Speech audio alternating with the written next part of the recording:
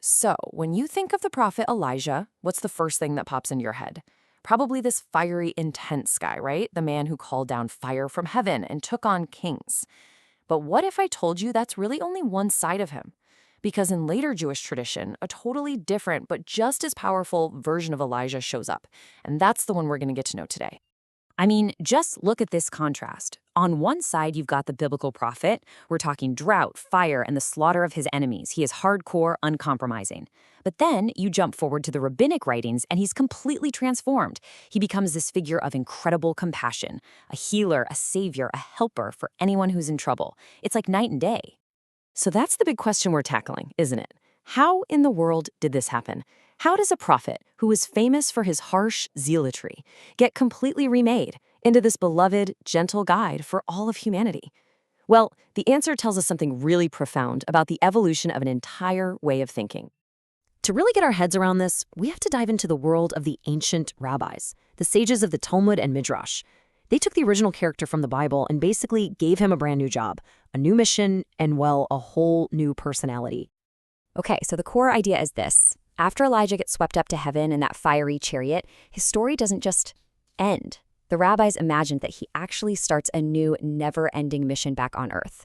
He's constantly coming back, but not as a zealot. He comes back as, and I love this term from the source material, a compassionate super rabbi. And his new job description? It's incredibly hands-on. He's out there saving people from danger, fighting for justice, healing the sick, and cheering up the miserable. His purpose isn't about punishment anymore. It's about lifting people up, fortifying the weak, and helping them find their way back to God, a process known as teshuvah. This basically makes him this amazing, one-of-a-kind bridge between heaven and earth. He's not really an angel, but he's not exactly human anymore either. He's constantly traveling back and forth, delivering divine secrets, and, get this, even revealing God's own feelings about what's happening down here on earth. So you might be wondering, how does a super famous prophet just walk around on earth without causing a massive scene? Easy. He becomes an absolute master of disguise, able to blend in anywhere to get his work done. He can show up as literally anyone. One day he's just some ordinary guy in the market. The next he's a foreign horseman. He could be a slave, a powerful Roman official, or even another rabbi sitting right there in the study hall. He's a total shapeshifter, taking on whatever form he needs to test people or to give them a helping hand. And this one story just captures his method perfectly. Elijah shows up in a super busy marketplace and asks a scholar named Rabbi Baroka this very question.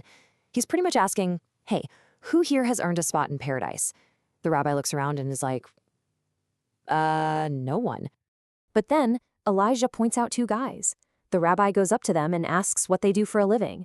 And their answer is just so simple. They're jesters. They make sad people laugh, and whenever they see people fighting, they work hard to make peace between them. And Elijah reveals those are the guys worthy of the world to come. Just a beautiful lesson hidden in this simple little moment. And his disguises could get seriously shocking. In one amazing story, Roman officers were hunting down a rabbi. So to save him, Elijah appears as a prostitute and embraces the rabbi, which completely grosses out the officers and makes them turn away. It just goes to show he is willing to do literally anything to protect good people. But it gets even deeper than these earthly rescues. Elijah's most profound role is as a messenger, sharing secrets not just from God, but about God. He pulls back the curtain on the divine perspective on what we're all doing down here. And that brings us to what might be one of the most foundational stories in all of rabbinic literature, known as the Oven of Aknai. The setup sounds kind of boring, honestly. The sages are arguing over a really technical point of Jewish law about an oven. Most of the rabbis rule one way, but this one brilliant sage, Rabbi Eliezer, totally disagrees and starts calling on miracles to prove he's right. And the miracles start happening. Trees move on their own, water flows backwards, and finally, a voice literally booms down from heaven saying, Rabbi Eliezer is right. Okay, case closed, right? Wrong.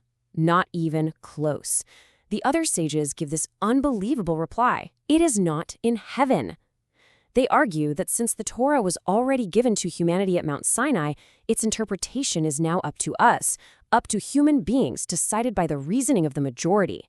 They actually overrule a direct message from heaven. I mean, that is just an incredibly gutsy move. But it leaves you with this huge question, right? How did God react to being overruled by a bunch of mortals? Nobody would have ever known the answer if it wasn't for Elijah.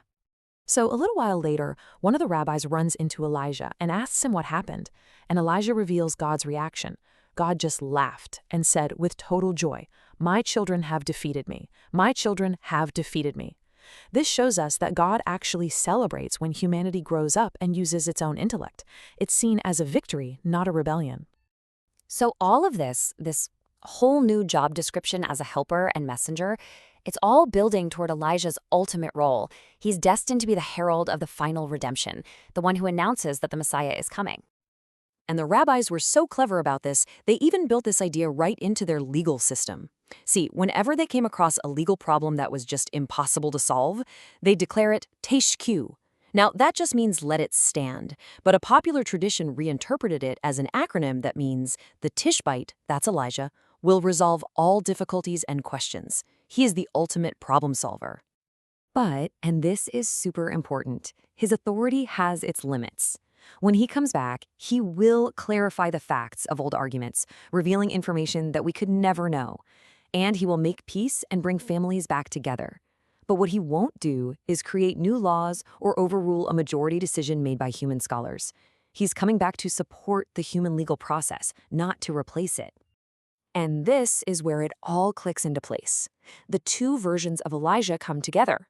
The compassionate helper that we've been talking about is basically in training for his final, ultimate mission. All those little acts of peacemaking and helping people, that was all just practice. His final job is to heal the world's broken relationships, clear up any lingering doubts, and get humanity ready for whatever comes next. So let's end here. The story of Elijah's transformation is, in a way, really a story about our transformation. The rabbis who retold his story were making a really powerful point. If God can actually feel joy when human beings take responsibility for their world, using their own minds and their own compassion, what does that tell us about our own power? Our power to argue, to reason, to figure things out, and ultimately to build a better world for ourselves. The transformation of Elijah, when you think about it, might just be a blueprint for our own.